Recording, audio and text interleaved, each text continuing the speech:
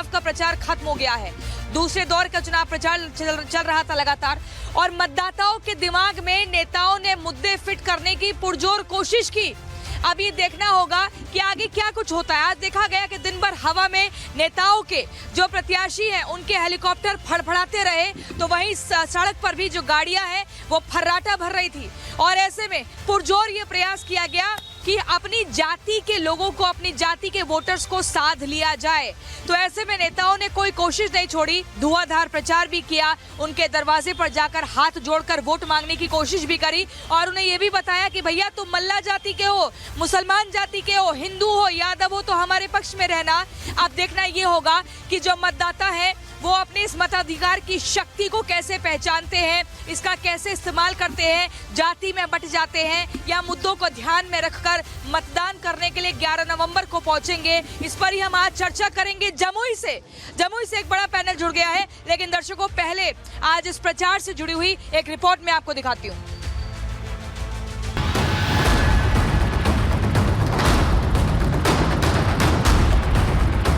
पहले चरण में जंगल राज वालों को 65 वोल्ट का झटका लगा है। पहले चरण में जो चुनाव हो चुका उसमें लालू की पार्टी का सुपड़ा साफ। 14 तारीख को आपको बिहार में एक नया राजनीतिक इतिहास बनते हुए पूरे बिहार की जनता जो है आशीर्वाद दे रही है। इस बार बदलाव के लिए वोट किया।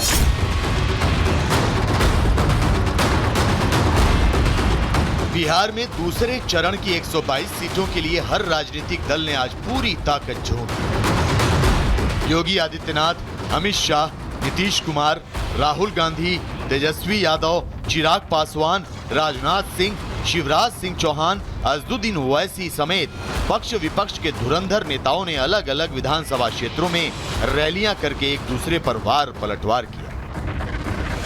राहुल बाबा और लालू का बेटा घुसपैठिया बचाओ यात्रा लेकर निकले थे। वो चाहते हैं कि सीमांचल घुसपैठियों का गढ़ बने, मगर सीमांचल वालों, मैं कहकर जाता हूं, न केवल सीमांचल, पूरे बिहार से एक एक घुसपैठियों को हम चुन चुन कर निकालने का काम करेंगे। अमित शाह यहां आते हैं और कहते हैं बिहार में उद्योग लगाने के लिए जमीन नहीं है।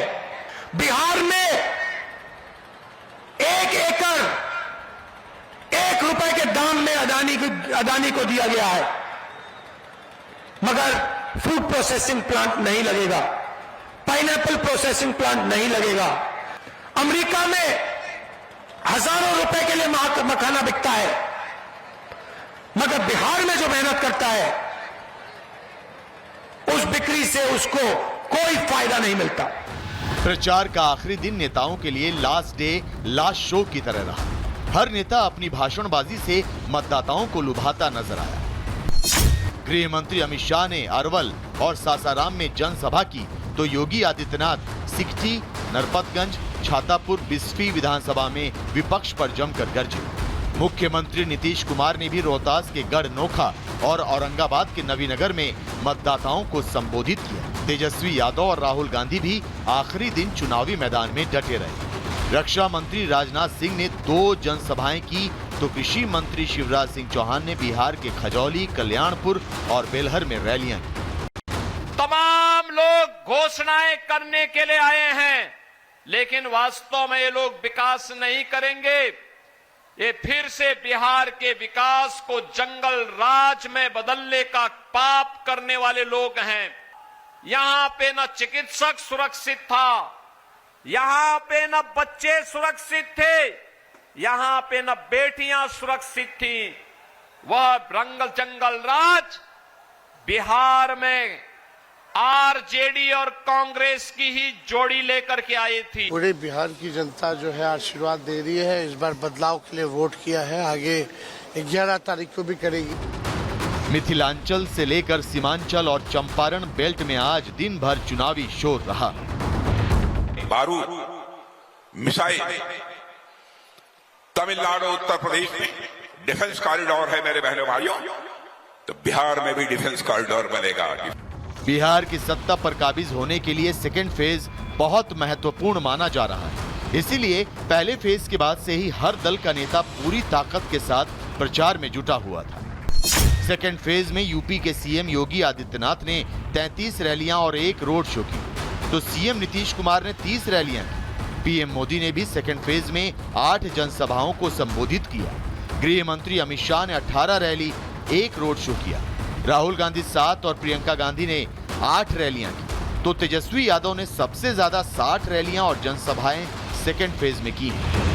असदुद्दीन ओवैसी भी करीब 50 जनसभाओं में पहुंचे थे।